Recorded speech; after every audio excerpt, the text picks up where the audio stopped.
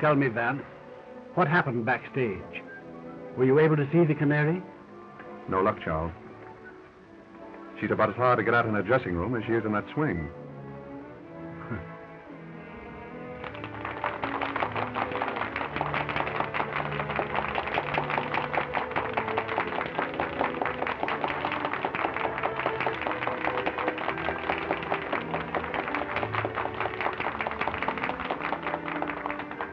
If you want an idea of what I ran into back there, let me point out a few of her admirers.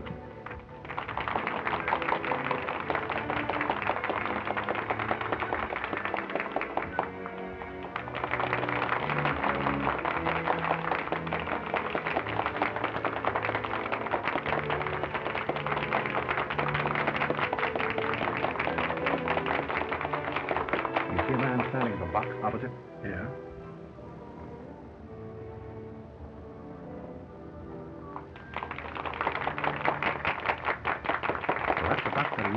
Oh. He was outside her dressing room just now, along with these other two. Mm. I understand that the Canary has a clause in all three of them. Are they rich? Oh, naturally. Well, then what does she want with my son? The allowance I give Jimmy is hardly tempting. Ah, my dear Charles, our little feathered friend in the swing there has social ambitions. She wants to be Mrs. Jimmy Spotswood. Impossible. I'd do anything in my power to prevent that, even if Jimmy still cared for her. And I still believe that she'll listen to dollars and cents. I wouldn't be too sure of that, Charles. As you know, I've more or less made a hobby of crime and the criminal. That girl is no ordinary blackmailer. I'm firmly convinced that she'll stop at nothing to marry Jimmy. But Jimmy won't have her. I tell you, he has really come to his senses. Another girl? Yes. Well, you know her. Alice. Oh, yes, of course. A very nice girl, too. Yes, she is. Vance, I'm afraid that I'll have to use my own judgment in this matter. I'm going to see this Canary at her apartment as soon as possible. Well, very well, Charles. But, act quickly. Oh, I know you'll smile, but... You know, I have a strange premonition that the Canary is headed for disaster.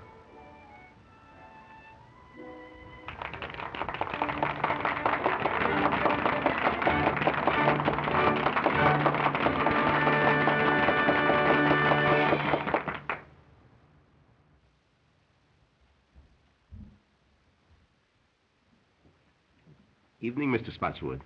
Hello there. Shall I announce you to Miss Odell? No, don't bother. That's perfectly all right. Very well.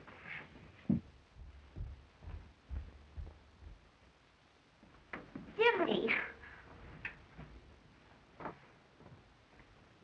Alice. Jimmy, you were going to see the Canary again. No, I wasn't, dear. In fact, I just started to put this note under her door to tell her so. Oh, Jimmy, I'm afraid of her. Oh, she's clever and cruel and unscrupulous. She'll hurt us again. I know she will. No, dear. She can't hurt us now.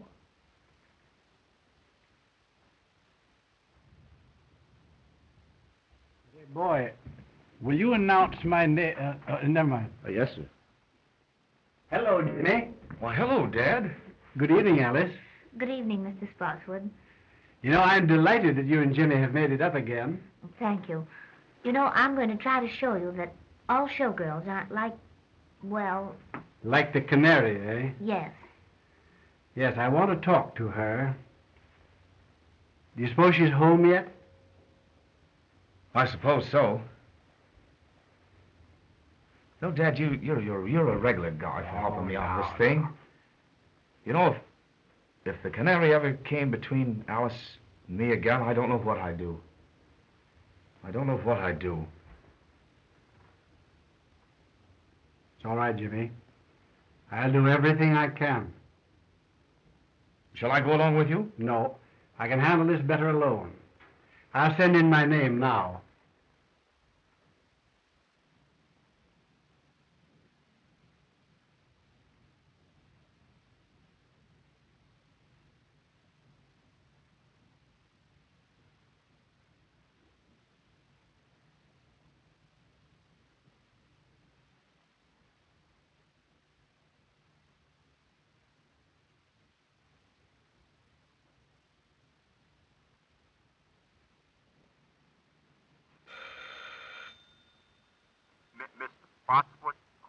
Send him in, please.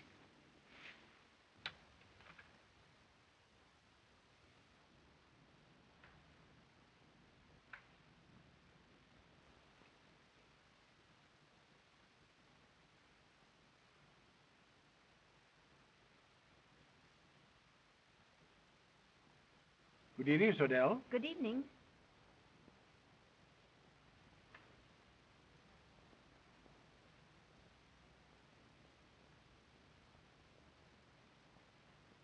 Shall we go over here? Why, yes.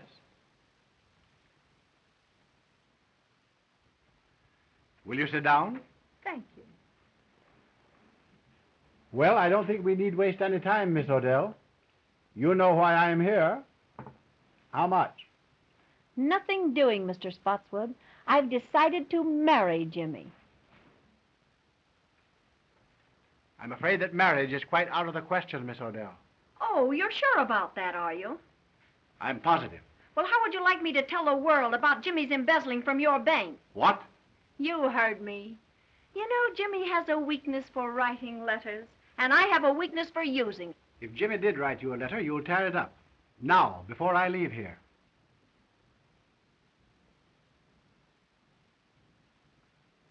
Sure. Go ahead, tear it up yourself.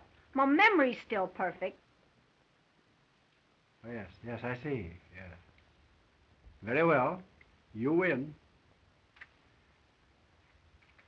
Now, what do you really want? I've told you what I want. I want to be Mrs. James Spots, and that's that. Oh, haven't you any heart? Won't you give him up, Miss Odell? For the sake of his happiness, for the sake of the girl whom he really loves. Give him up. Now, what do you want me to do? Burst out crying? Listen, Mr. Spotswood, I know all about Jimmy and Alice, and if he marries her, I'll tell every newspaper in this country that he's a dirty thief. Oh, no, you wouldn't dare do that. That's blackmail. Sure it is. Call it anything you like. But get this into your head, that that's what I'm going to do. Well, that remains to be seen. Good night.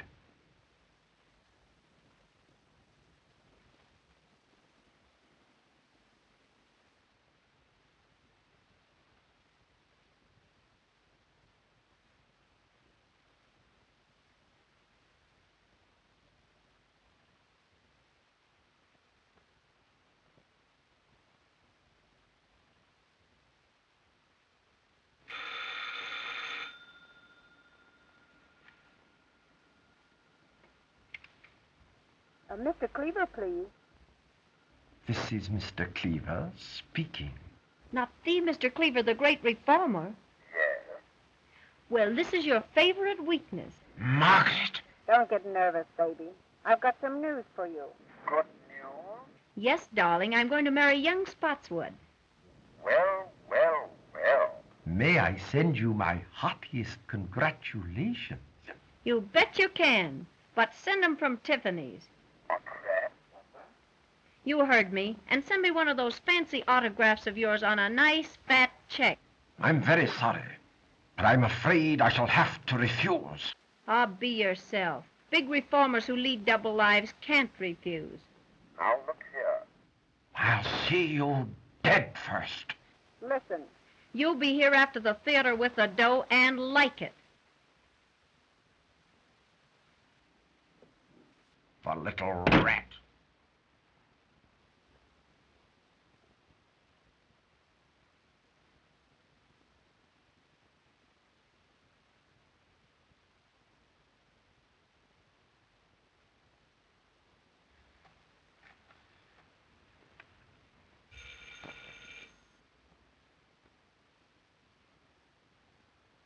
May I speak to Mr. Louis Mannix, please? Quiet, my wife. Don't get excited. I just thought you'd like to know I've sold the body down the river. I'm going to marry young Spotswood. Splendid. yes, darling. And I've decided that you're the best man. Best man? Yeah, the best man I know of to kick in with a nice, handsome present in cash. Now, see here, you know I can't afford. What do you mean is, you can't afford to let the ball and chain know what a big-hearted Santa Claus you've been. Now, look here. I've told you what I'd do to you if you ever got to The wife? Forget that bunk. And be on my front porch after the show with that Jack, or I'll get to your wife all right.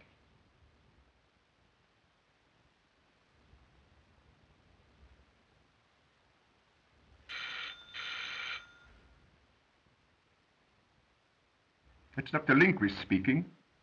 Oh, yes, Dr. Lindquist. How would you like to do me a little favor?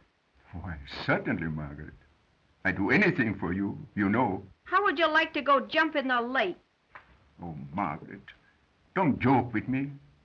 I'm not in a mood for it. Oh, get wise to yourself. I'm through with you. You give me the willies.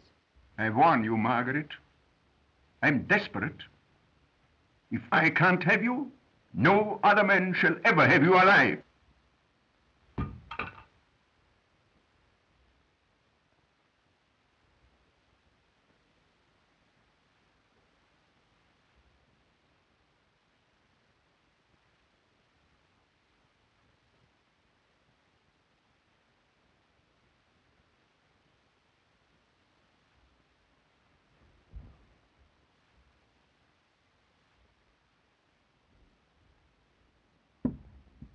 Tony, In person, baby. How's my little squaw? I thought you were still in jail. Well, I got tired of the big house, Mrs. Skeel, so I dropped in to see my little wife. I'm not your wife. How come? I divorced you 6 months ago. Yeah? Listen, baby. A little thing like a divorce don't mean anything to me. I heard you taking those suckers down over the phone. And I'm in and in on the works. 50-50. You big crook. You're not in on this one. Don't, you big heel. Say, I ought to bump you off. You're doing your swing for it. Yeah? Well, maybe it'd be worth it. Now get this. I'm in on this racket. I'll be back for my cut. Yeah? Try and get it.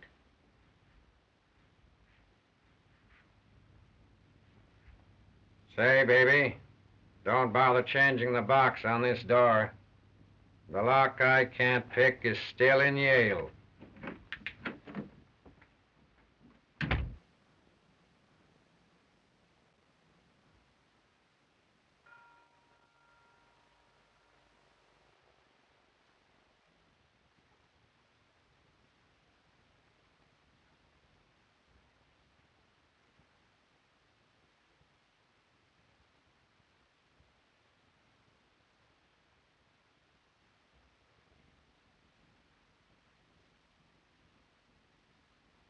Miss Odell, may I see you for a few moments, please? It won't get you anything, but come ahead. Thank you.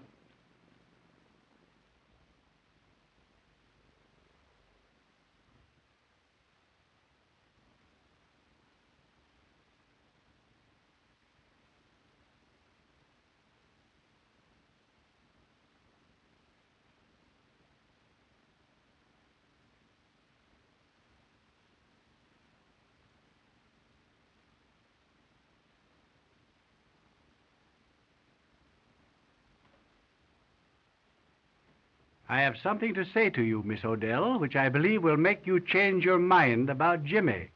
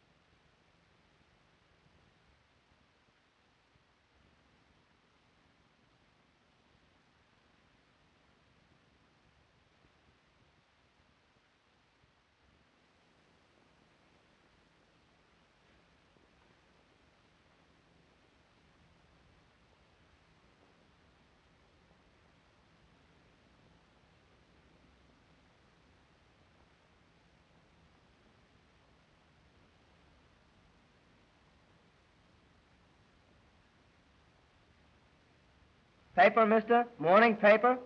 No. No. No.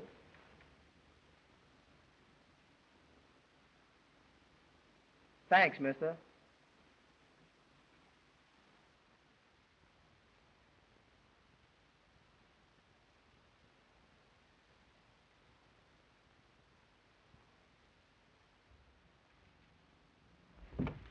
Very well, Miss Odell. That suits me perfectly. Think it over tonight, and I'll come for your answer in the morning. Good night.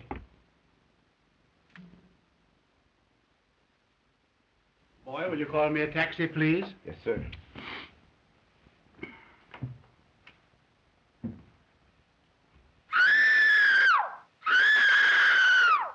Well, what's that?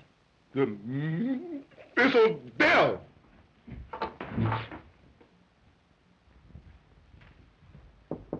Miss Odell, what's wrong?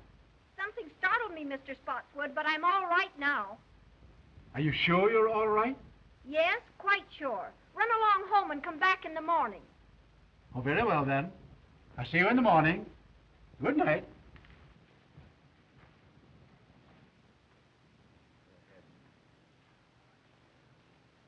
Stuyvesant Club. Yes, sir.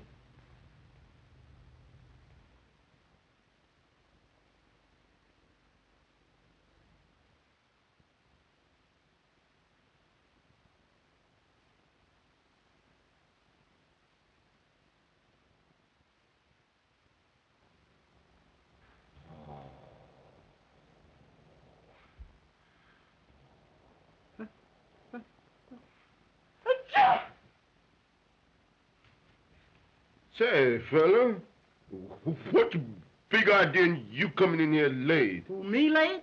Yes, you late. I've been here for an hour. I don't want that stuff. Well, I've been here. I beg your pardon. Mr. Spotswood, calling on Miss Odell by appointment.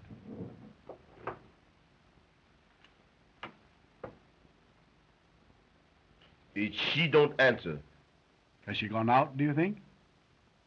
I've been on all night. And you haven't seen her go out? No, sir. That's funny. Do you suppose she can be ill? But we may go and knock. Yes, let's do that.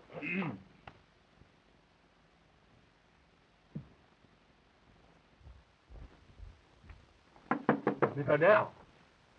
Miss Odell, are you ill?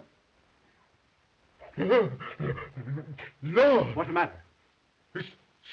Something has happened. Go get your pass key. Yes.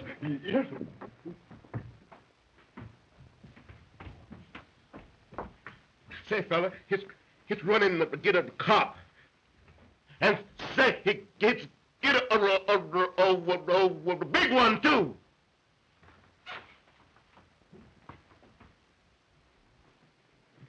You better let me have that.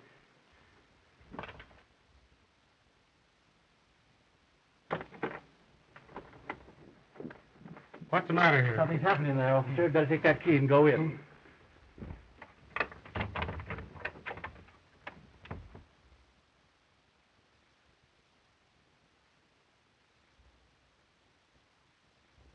He's dead.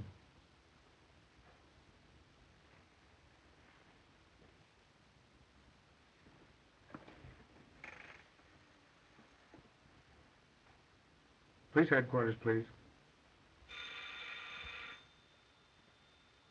Patrolman Cassidy speaking. There's a woman dead at 184 West 71st Street. It looks like murder. Okay, Cassidy.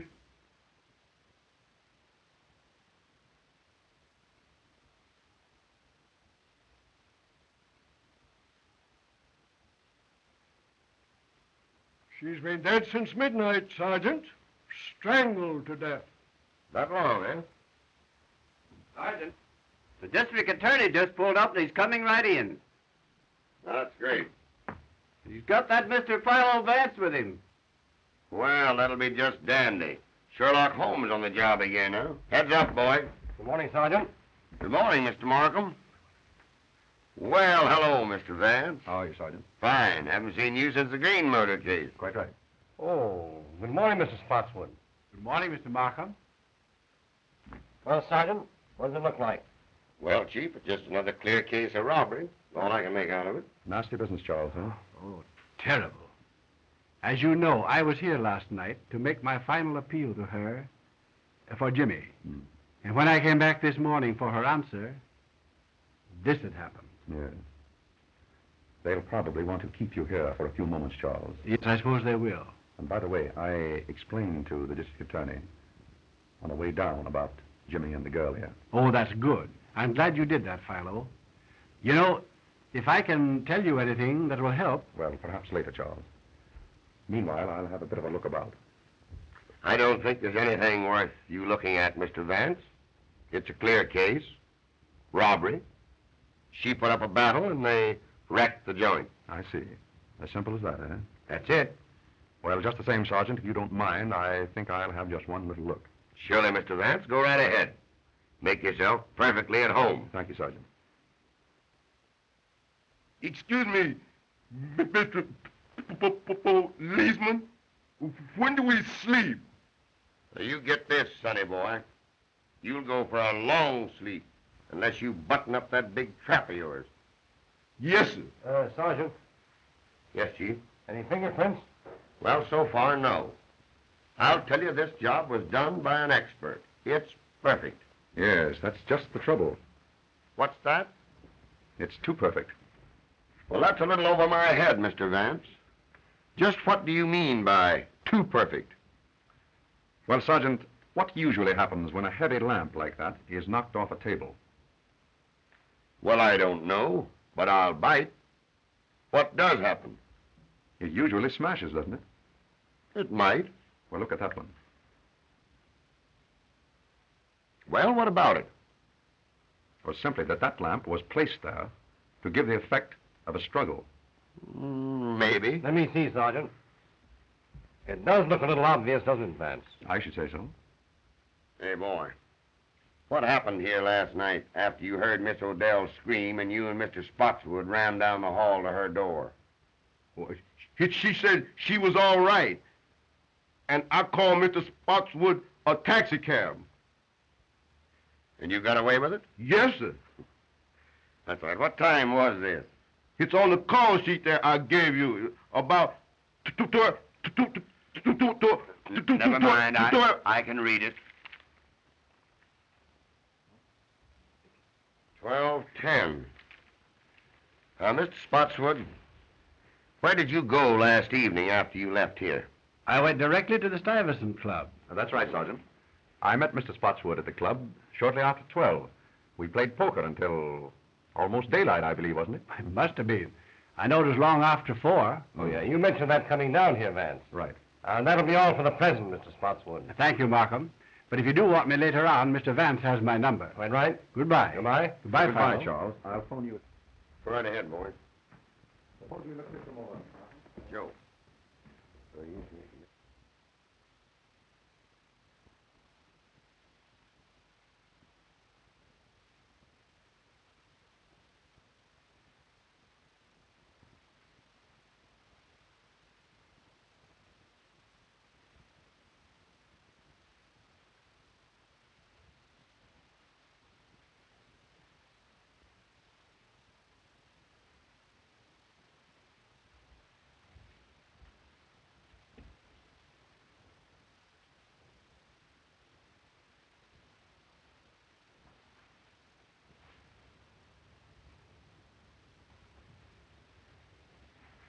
Oh, Sergeant, would you step over here for a moment, please?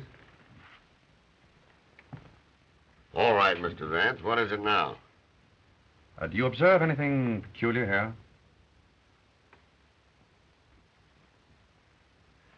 Why, surely. The key is on the inside. Excellent, Sergeant. Don't you think we might go over that knob for fingerprints? Well, now, Oh, I get you, Mr. Vance. The murderer locked himself in this closet. When Spotswood left, he came out and croaked the canary. No, I hardly think so, Sergeant. If you will observe, this is the one place in the entire apartment that hasn't been disturbed. Now, what does that signify? That and the fact of the key being found on the inside. Just as I told you. The murderer was in this closet and came out when Spotswood left. I don't think you quite get my point, Sergeant. If the murderer had been in here, he would have upset this closet as he did the rest of the apartment, wouldn't he? Well, yes, I guess he would. Precisely. Gentlemen, it was someone else who was in that closet while the apartment was being ransacked. And that someone witnessed the murder. Through the keyhole. Splendid, Sergeant. And if you'll find who was in that closet, I think you'll learn from him or her who it was that killed the canary. Sergeant, get the fingerprints, will you? Oh, Joe. Oh, Sergeant, you might check up on the other apartments. Mr. Vance and I are going outside.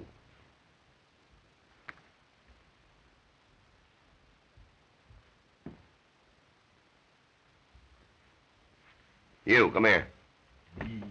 Yes, sir. Who lives in that apartment there?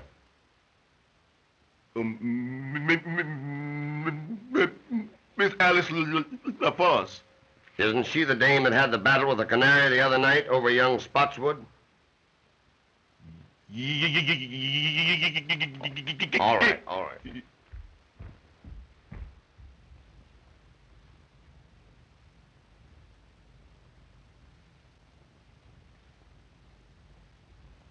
Impossible to get in here. I'd say so.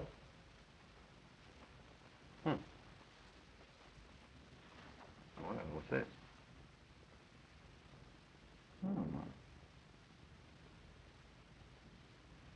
That's odd. May prove very interesting. What do you think? I see, Miss LaForce. I see. But you and the canary had a fight over young Spotswood, didn't you? Why, yes. We did have a fight. You see, she took Jimmy away from me and got him into trouble. But that's all over now. Jimmy and I made it up just day before yesterday. You didn't see young Spotswood last night, did you? Why, yes. He brought me home from the theater. Uh-huh. So he was hanging around here last night, was he? Yes, but he was with me until after 1 o'clock. Now, wait a minute, and then lady. Wait a minute. You save your alibis till we get you down to headquarters. Go slip on your things. Why, look, you don't think that... Put 'em on. Oh, Mr. Vance, I'm frightened. Well, now, don't you be worried, Alice. Just you do as the sergeant says. All right.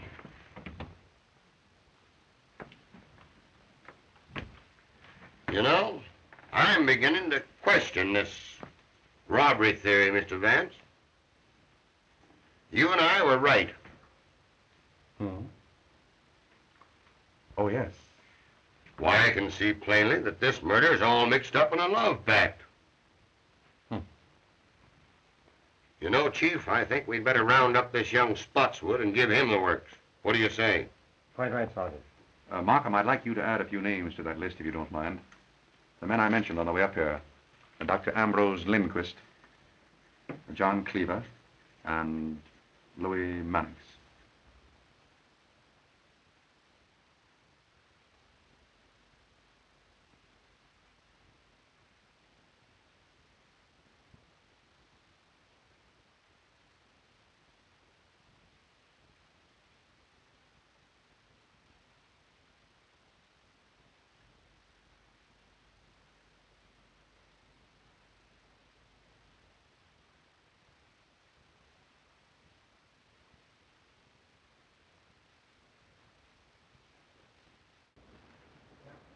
Well, young man, what do you know about what happened at the Canary's apartment last night? Nothing. But look here, sir. That has nothing to do with Alice. I mean Miss LaForce. The papers say the Canary was murdered before midnight. And I tell you we were together the whole time. It isn't fair to hold her. You haven't the right. Now, Jimmy, don't get worked up. Everything's going to be all right. Why not interview the others first, Markham? Very well. Gordon, take Mr. Spotswood out in the other room and hold him there. I'll talk to you a little later, young man.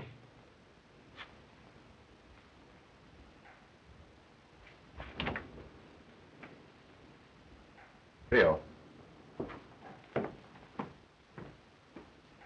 Well, who's next on the list? Mannix. I'd like to make a bit of an experiment, Markham. Have you a pad and penciled up? Yes.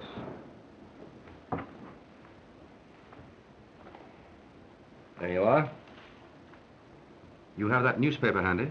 Yes, right here. All ready? All right. Good morning, Mr. Vance. Good morning. Mr. Markham. Good morning. Will you please take a seat? Thank you.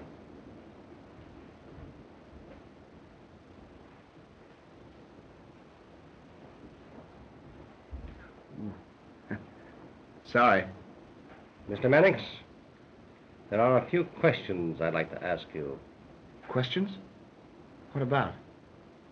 I don't know anything about this. It was a great shock to me. What was a great shock to you? Well, I thought perhaps you were going to ask me about the canary. Exactly. You read my thoughts, Mr. Mannix. Did you ever see that necklace before? Why, yes. Fact is, I gave that to Canary. Little token of esteem. Nice girl, the Canary. I'd met her once or twice. Casual acquaintance. Rather an expensive gift to give to a casual acquaintance, isn't it? Do you know that the Canary was strangled with that necklace?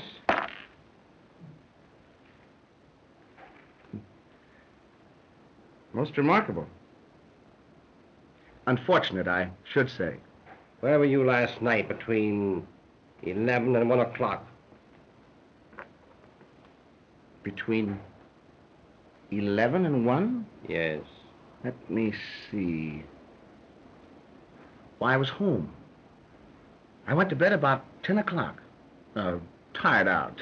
You understand. Pardon me, Mr. Mannix.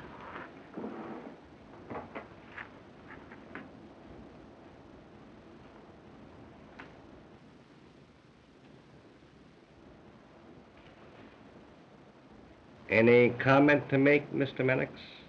Odd habit of mine, drawing triangles. Mr. Mannix, if you were in your bed last night at 10 o'clock, how did you manage to drop that newspaper just outside the Canary's apartment? That edition isn't on the streets until 11.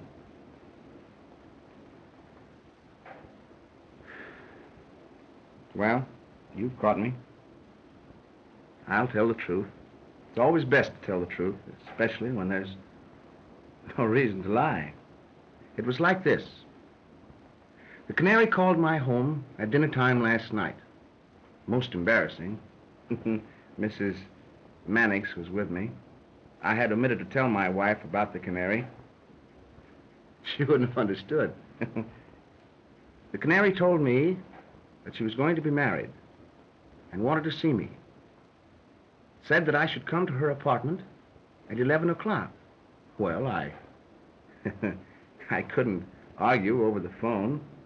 The missus was listening. So I said, all right. So at 11 o'clock, I went to the Canary's apartment. I entered the hall by a side door and went directly to her apartment. I was about to enter when I heard voices inside. I listened. There was a man in there, and he was arguing. Of course. Well, that was no place for me. So I returned home without seeing the Canary or entering her apartment. Well, that'll be all the questioning for the present, Mr. Mannix, but I'll have to ask you to wait in the outer office. I may want to speak to you later on. Oh, well, won't you let me go home? I'll get in an awful mess with my wife. I'm sorry, you'll have to wait. Oh, Mr. Markham, I wouldn't run away. Melfield. That'll be all.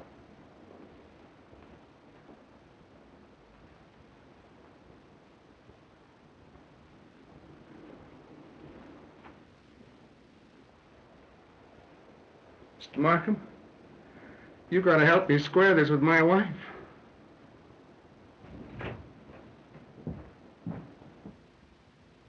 We will now have Mr. Cleaver.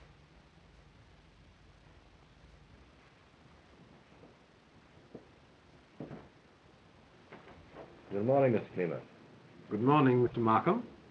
Can I do anything for you? Will you please have a seat? Mind if I smoke a cigar? Oh, please do.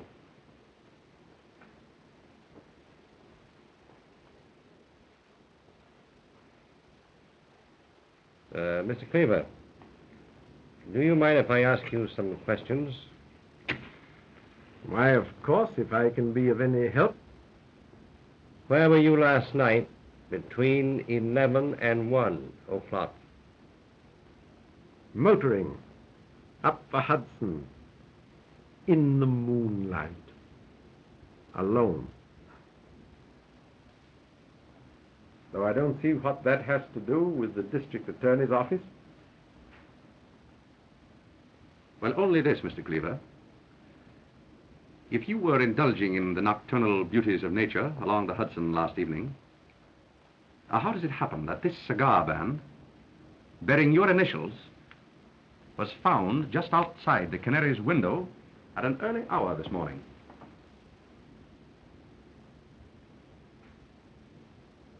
Well, if I was passing the Canary's apartment, you can't twist that into a crime. Oh, then you did pass her apartment. Why, yes, I've nothing to hide.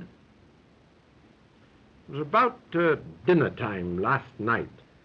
The Canary phoned to me. Oh, of course, my acquaintance with her was wholly in my line as social reformer.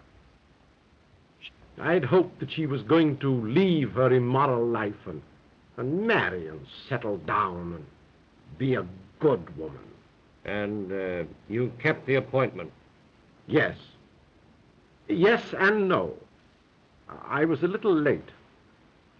I arrived at her apartment about a 11:45 or thereabouts. I waited for a minute outside her window to light a cigar. Then I glanced down to the side entrance to the building. And who should I chance to see but Dr. Lindquist? He was behaving in a very peculiar manner. Seemed to me very queer, very mysterious. I didn't like it, so I made up my mind not to see the Canary again. And I turned, walked back home. Now, that's all I can tell you. I'm a busy man, and I hope you'll excuse me. I'm very sorry, Mr. Cleaver, but I'll have to ask you to wait in the outer office. I might want to question you again. You mark my words, Markham. You'll be sorry for this. Well, I'll take my chances, Mr. Cleaver.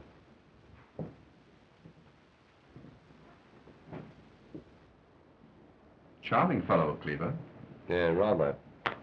By the way, Vance, I didn't see you pick up this cigar band in front of the Canary's apartment this morning. I didn't. Where did you get it? From your wastebasket. Wastebasket? Cleaver dropped it there when he entered.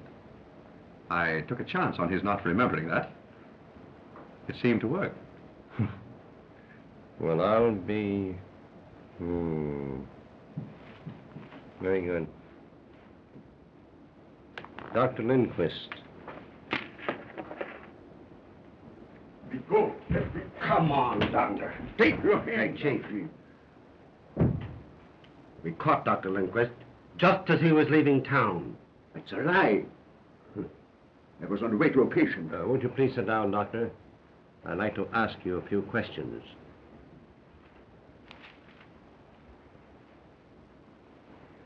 Doctor, where were you last night between 11 and 1 o'clock? None of your business. It is some of my business. You were seen coming out of the Canary's apartment at midnight. Liar! Not so fast, Doctor. Calm yourself, Doctor.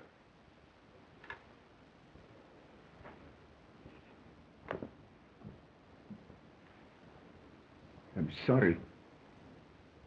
I lost my temper.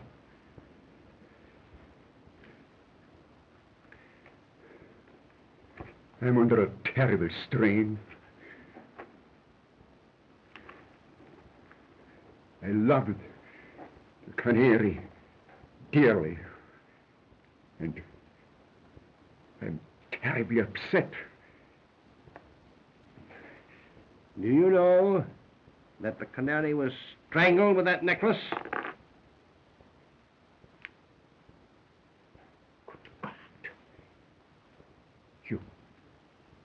You don't accuse me? Now, Dr. Lindquist, there's really no need for you to be excited. Now, Mr. Markham here is merely trying to find out what you know. No. No. I know. One moment, Doctor. Nothing. Markham, don't you think that we might postpone the interview with Dr. Lindquist for a while? Why, what? Very well. That'll be all for the present, Doctor. I'd like to have you remain in the outer office.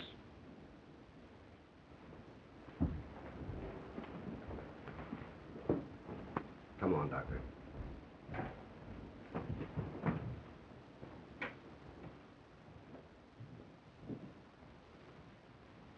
What was the idea, Vance? We had him where he was about to tell us everything. Well, on the contrary, Markham, in his present extremely excited condition, I very much doubt if he would have told us anything. I do think, however, that if we give him a chance to cool off a bit, he's very likely to tell us the truth. Well, perhaps you're right. Good morning, Sergeant. How are you, Sergeant? Good morning, Chief. Hello, Mr. Vance. Take a slant at those. There's the Canary's jewels. They were found in an ash can about a block from her apartment this morning. I guess that kind of disproves the robbery theory. We were right, Mr. Vance. I say we were right. Oh, yes. Yes, apparently we were, Sergeant. Now it's up to us to find another motive. Yes, quite right, Sergeant. You know, Markham, I've been thinking this over all morning. And I believe that I can come pretty close to the psychology of the man who committed this murder. I believe that I can pick him out from that list of suspects, if he's among them. However, it will require a bit of an experiment. Now, what is in your mind? Well, I'd like to use that conference room of yours there for a friendly little game of poker with your suspects. Well, now, that's a cute idea. Just what is your idea, Vance? Well, just this, Markham. A man's true nature always comes out in a game of poker. Now, I know the type and the temperament of the man who murdered the Canary. And in a game of poker, I believe that I can come pretty close to putting my finger on him. That's a new way of catching crooks. Take it easy, Sergeant, will you please? Well, go ahead, Vance. The experiment can do no harm. Quite right. Now, I'd like to have the sergeant's help. Well, I'd be very glad to help you, Mr. Vance. As long as you don't try to hang the murder on me. Sergeant, will you take Mr. Vance's orders, please? Okay, Chief.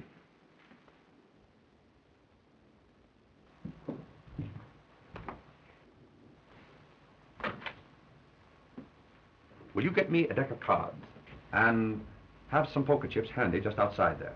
That's easy. Then bring in the suspects and impress upon them that they may be detained here for quite a while, possibly 2 or even 3 hours. Well, that's okay, Mr. Vance, but how are you going to get these suspects into this poker game without it appearing phony to them? Well, Sergeant, I rather think that the power of suggestion will take care of that. Oh, power of suggestion. Exactly. Now, Sergeant, look in from time to time. And when I pull my handkerchief from my pocket, so, break up the game by telling them that they're all free to go home. Understand? I get you. But when you release them, I'll have my boys tail them. Very good, Sergeant. And Mr. Vance, here's to the power of suggestion.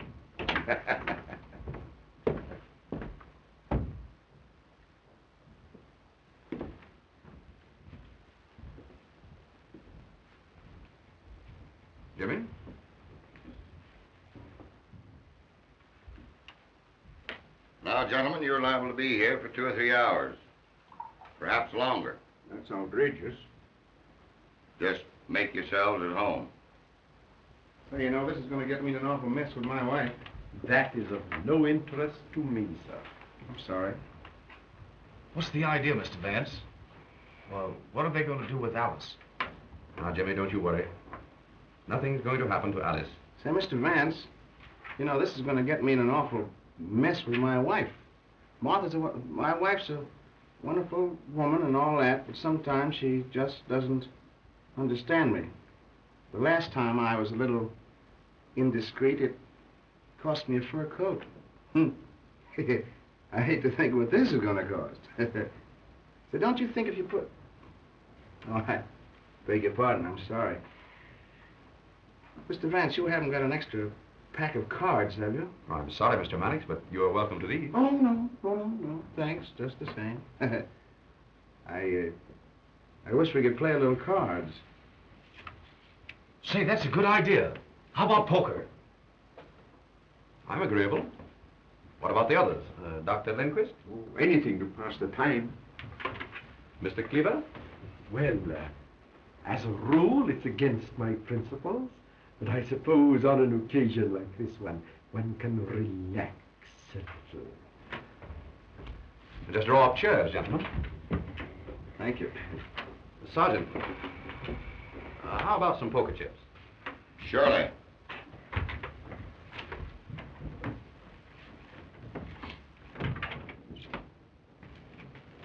Chief. Yes? Mr. Spotswood is here. Have him in. Come in, Mr. Spotswood. Good morning, Mr. Spotswood. Good morning, Markham. Good morning. I say, Markham, what are you holding Jimmy for? Surely you're not accusing him. No, of course not. We're simply trying to find out what he knows, that's all. Oh, yes. Where is he now? Why, in the other room there with Vance. May I see him? Why, certainly. Of course you could. Vance, Mr. Spotswood is here. Oh. Hello, Dad. Oh, hello, Jimmy. Good morning, Charles. Good morning, Philo. Dad, what are you doing here? I came to be with you, Jimmy, while you're detained. Oh, by all means. We've just started a little game of poker here, Charles. Would you like to join? Come on, Dad, sit and take a hand. Well, all right. I'll sit in. That'll be fine. Suppose you take that chair, Charles. Thanks. Gentlemen, this is Mr. Spotswood. Mr. Mannix. How do you do, Mr. Mannix? Dr. Lindquist. Doctor. And Mr. Cleaver. Mr. Cleaver, how do you do? Shall it be jackpots, gentlemen? Why, yes, anything. Well, yes, the Mrs. and I usually play jackpots.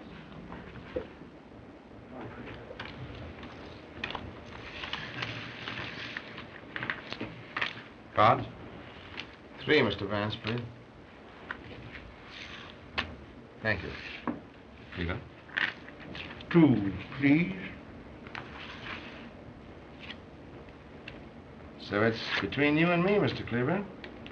Yes.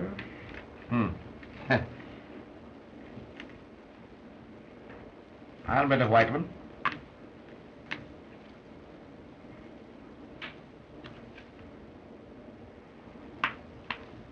Oh, so you're calling me? Yes. Well, just openers, pair of jacks.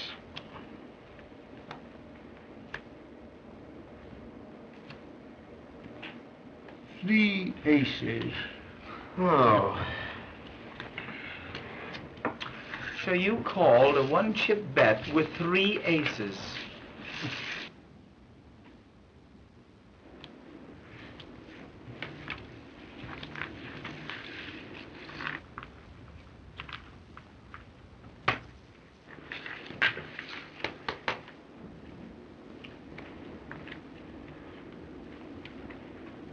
Open.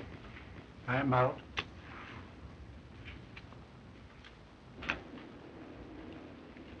Dealer passes. How many, Mr. Vance? 2 cards, please. Mr. Mannix? I think I'll play these.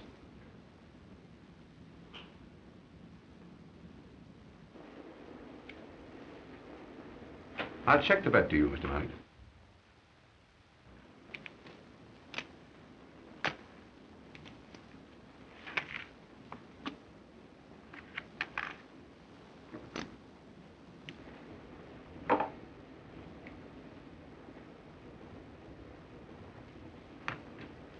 Calling. 9, 8, 7, 6, 5. And they're all spades. You bet on a sure thing, Mr. Mannix, huh?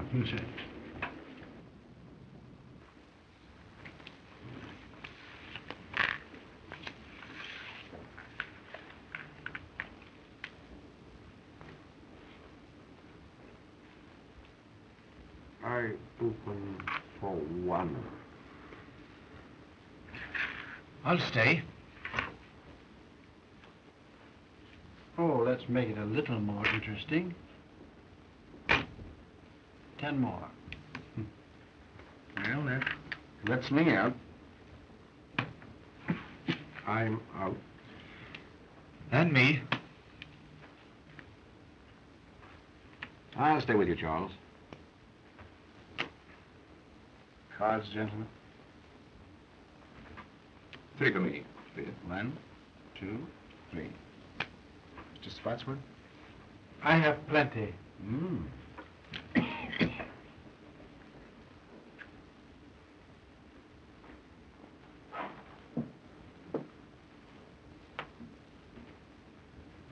A white stack, Charles.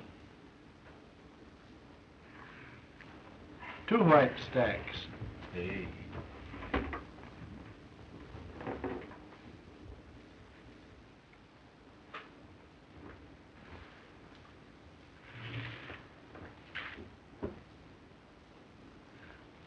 Up 2 chips, Charles.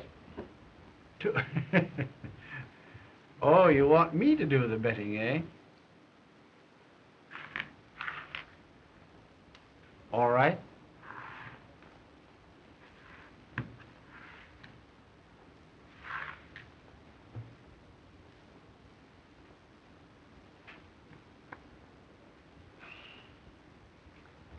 I'm afraid I'm overcome by curiosity. What have you? 2 deuces. They're good.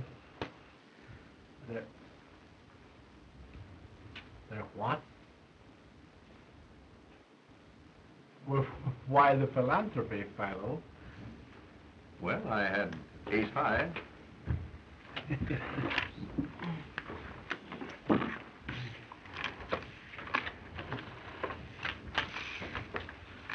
Pardon me, Mr. Vance. Could I speak to you a moment? Excuse me, please. You've traced the fingerprints down, and this is the bird that was in the closet and saw the canary murdered. Gentlemen, here is the man who was in the canary's clothes closet and who witnessed her murder. Well, I shouldn't like to be the man he saw. Thank goodness he didn't see me through the keyhole. So that man witnessed a murder.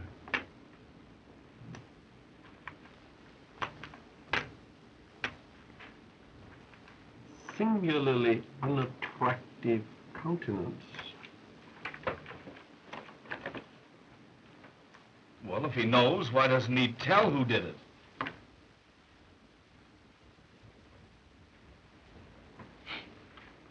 Gentlemen, I've been instructed by the district attorney to inform you that you're all free to go home.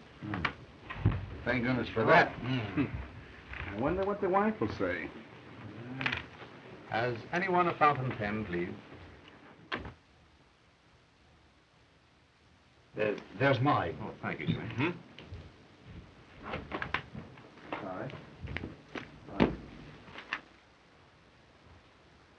Now, what I didn't tell you about this bird, Mr. Vance, in front of the others, is that he phoned in and said that he'd be in the district attorney's office tomorrow and spill the whole works. He says that he saw the guy that croaked the canary, and he'll come in and tell us who it was. Now, we haven't been able to locate him yet, so I guess we'll just have to wait.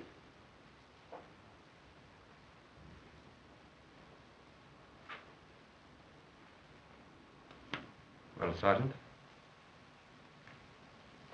that takes the matter out of my hands.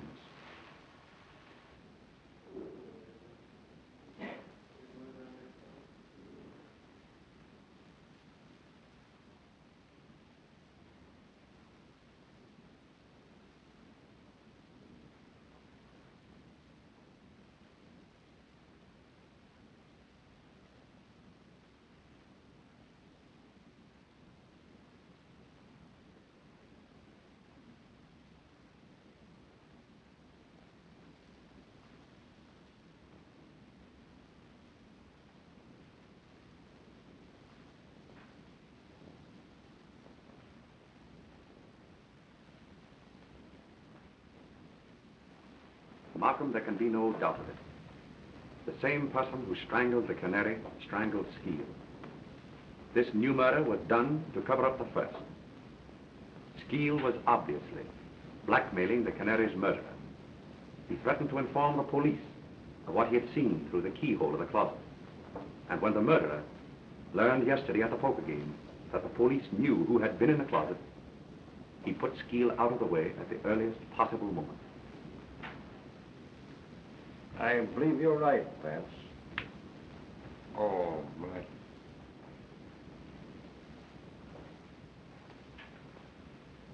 Did any of the suspects get away from your men last night?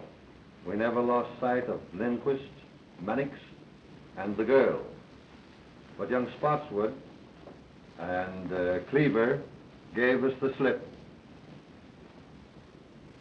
That'll be all. Okay, Chief. Vance?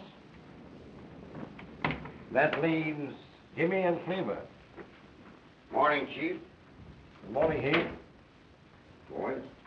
Hello, Mr. Vance. Good morning, Sergeant. Well, Chief, everything's okay. I've got the guilty man, and I've got him right. You've got him? I hope to tell you I have. Where is he? All right, Mac. Bring him in. Mr. Vance. Jimmy. This fool arrested me this morning at breakfast for the murder. Why, it's just like shooting fish in a tub, Chief. I've got all the dope and I've got it down pat. Motive and everything. Now, this Dame Alice croaked the canary, jealous because she'd stolen her fellow. The kid here bumped Skeel off to shut his mouth and to protect the dame. It's a lie. That isn't all, Chief. I've got the evidence. And it's not psychology, Mr. Vance. Mr. Vance, he lies. He hasn't any evidence he couldn't have. Just a minute, Jimmy. Sergeant, what is your theory? Well, I don't go on theory. I use cold facts, Mr. Vance. Now, you wait a minute. Did you ever see that pen? Yes. It's mine. You bet your life it's yours. Take a look at that pen, Mr. Vance. Chief? Well? Now listen to this. This morning I found that pen on the floor there by the table where Skeel was murdered. And the kid here admits that it's his.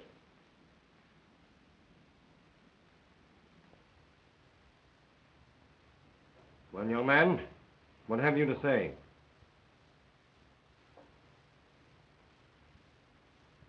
Yes, I killed them. Both of them. I guess that does it, Chief. We've got him in a sack. Now, this Dame Alice... Wait a minute. You've got what you wanted. Now, take me out. Take him away, Mac.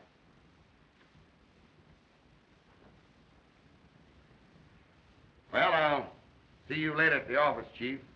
All right, Heath.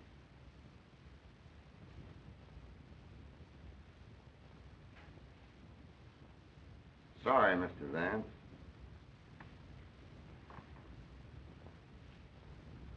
Well, Vance, I guess that closed the case.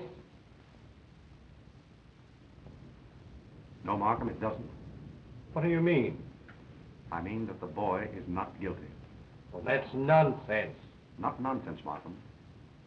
Because I know who is guilty. Come now, Vance, I tell you, Markham, I know.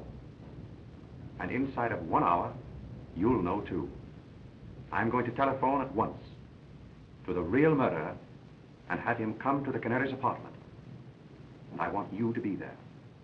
But the boy has confessed everything. Markham, if you don't meet me there, you'll be the laughing stock of New York in 24 hours. Because I'll have the confession of the real murderer. Well, all right, Vance, if you want it that way. I'll be there.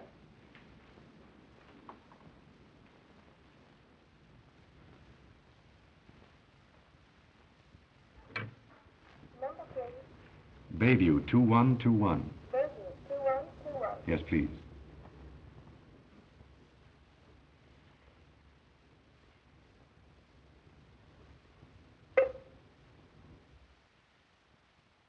This is Philo Vance. I want to speak with Oh, hello, Philo. How are you? I didn't recognize your voice.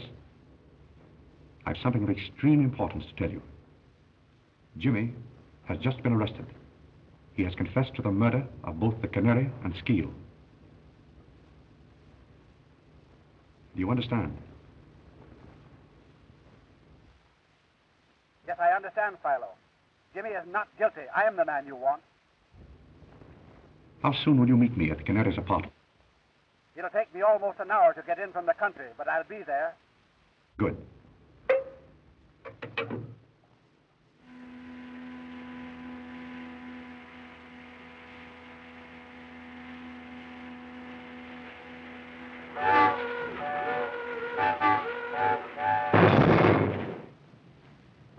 It's been over an hour now, Vance. Now, don't be impatient, Markham. He'll be here.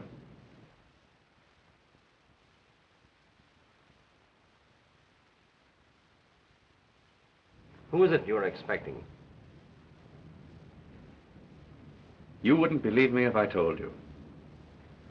And I must admit that without his confession, I haven't a shred of real proof to offer you.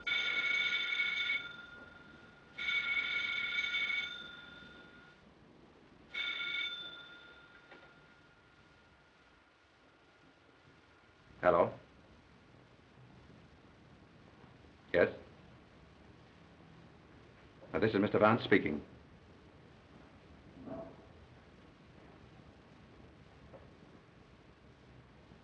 What? Yes. All right.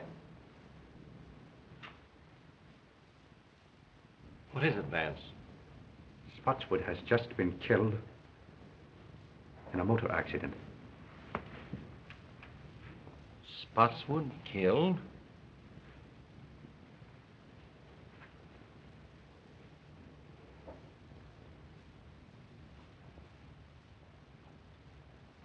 My sympathies, old man. I know what great friends you were. It's worse than you realize, Markham. It was Spotswood who killed both the Canary and Skeel. Spotswood? I've known it ever since the poker game. But how could you know? Sit down, Markham. It wasn't really so difficult. Remember, the man who committed this particular crime must have had certain definite qualities. A mind capable of working out a well-planned and brilliant course of action. Willing to take a desperate chance and see it through. Now consider the men in the game. Jimmy, I ruled out at the start. But I'd known him as a boy, and his youth and impulsiveness were hardly consistent with such an obviously premeditated murder. Lindquist was far too excitable and erratic to have plotted such a carefully calculated crime. Cleaver, much too cautious, and entirely lacking in the necessary boldness. Mannix, timid, and unwilling to take any risk except upon an absolutely sure thing. The only man at the table with enough imagination to plan such a crime, and with sufficient self-confidence and daring to carry it through, was Spotswood. When he held a pair of deuces, refused to draw to them, and bet every chip he had on the chance of bluffing me out, the realization suddenly dawned upon me that he was the murderer. For he was the one man of them all psychologically fitted for such an act. But how about finding Jimmy's pen in the Skeet apartment? I borrowed Jimmy's fountain pen after the poker game. My hypothesis is that in the confusion, Spotswood put the pen into his own pocket, and that Jimmy saw him do it. That is why Jimmy made his confession, to shield his father. Yes, but against all that theory, Vance, we have certain definite facts. Now, for instance, Spotswood left the Canary's apartment while she was still alive. He talked to her through that door. The hall boy, looking through the keyhole, saw the Canary lying on this sofa smoking a cigarette. Spotswood then went away and spent the rest of the evening with you. True. And yet I know he committed the murder.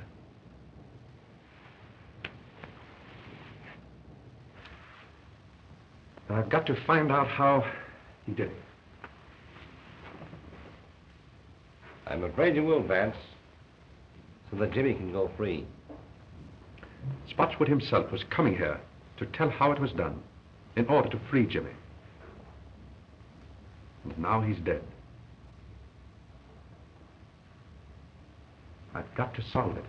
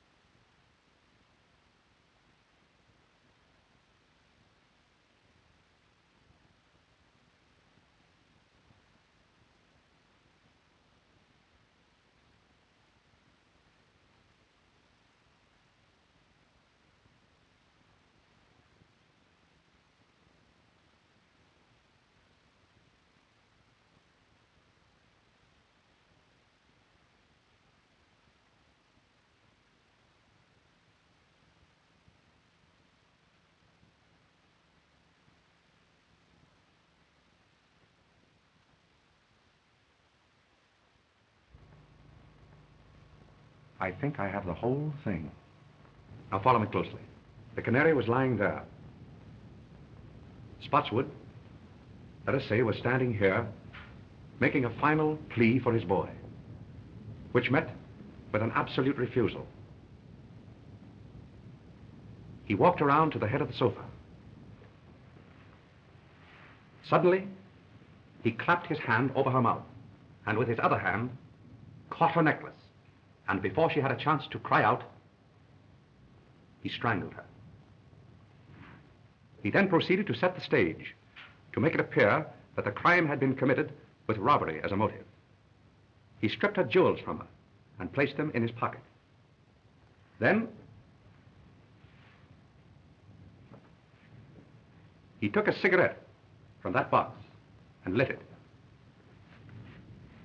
He laid her hand here, placed the cigarette between her fingers, so that in case anyone should look through the keyhole of that door there, it would appear as if she were lying here smoking. He then overturned the entire apartment to make it look as if a burglar had ransacked the place. Now just step over here, Markham. He came to this closet door, but he couldn't open it. Skeel had locked himself in, though Spotswood didn't know that. And Skeel, through the keyhole, saw everything that Spotswood did. That accounts for the orderly condition of this one closet when everything else in the apartment was ransacked. And that, Markham, was the technique of the crime itself. But that doesn't account for the fact that... Just a minute. I haven't quite finished. I want you to go out into the hall and stand at the desk where Spotswood stood when he ordered his cab. Very well.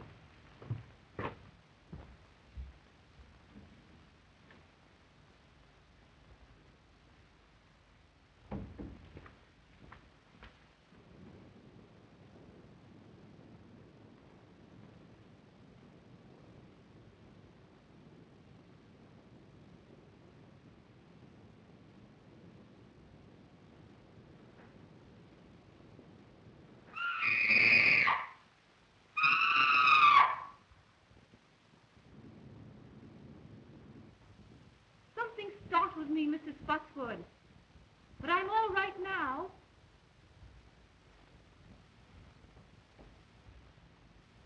Yes, quite sure. Run along home and come back in the morning. You understand now? This record was Spotswood's alibi. Undoubtedly, the reason he returned here the next morning was to get it back. But he was prevented by the arrival of the officer who entered the apartment with him.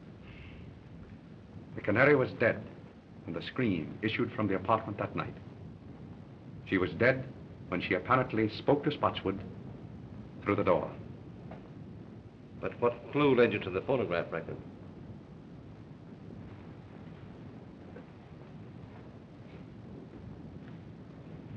It was this magazine. That is hardly a magazine the canary would have read. So I concluded that someone else must have brought it here. Then, in running through the pages, I happened to notice this. Look closely. You see it? Why, yes, the imprint of a large circle. And on the opposite page? And the same thing. Precisely. As if a disc had been pressed between the two pages. That brought to my mind the thought of a phonograph record. And suddenly, the whole plot became clear to me. It was the only way that Spotswood could have committed the murder and have produced a voice in the apartment after the canary's death. But I can't understand how he could have reproduced the canary's voice. It wasn't the canary's voice, Markham. Spotswood made that record himself. Probably it was his own voice, in falsetto. And remember, it was only necessary to fool the houseboy and through a closed door. Yes. I can see it all now. He played the game shrewdly and boldly. It was Jimmy's whole life's happiness that was at stake. And Spotswood risked his own life for his boy.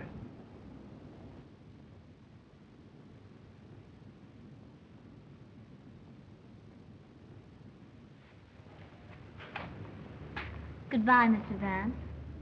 You'll never know how grateful we are. Goodbye, my dear. I wish you great happiness. Oh, thank you. Goodbye, Jimmy.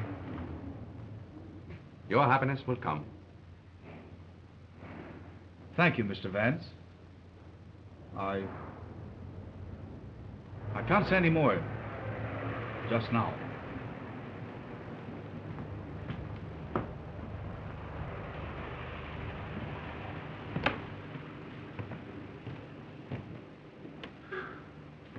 Well, Mr. Vance?